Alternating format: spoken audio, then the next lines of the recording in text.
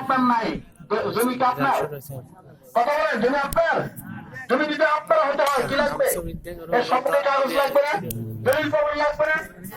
আপনি দলিল প্রমাণ দেখাতে পারবেন না, কবে বলবেন এই জমিটা আমার, এই জমিটা আমার। চিল্লাইলে মানুষ শুনবে? বড় উল্টা মার দিব। কি উল্টা মার দিব না? আপনি যে মুমিন, আপনি যে মুসলিম, আপনার জীবনের সর্বাঙ্গে কোরআনের নির্দেশনা থাকতে হবে। না আপনি মুসলমান না, আপনি একটা গাদ্দার। অবস্থাটা কি এরকম হয়ে গেছে? আমি দাবি করছি মুসলমান, আমার ক্ষেত্রে জমিও নাই, পর্সাও নাই, বিআরএস নাই, কিছু নেই, কোনো কিছু নেই, খালতাকারী নেই, কিচ্ছু নেই। আমি মুসলিম হইল কি হলো নাকি?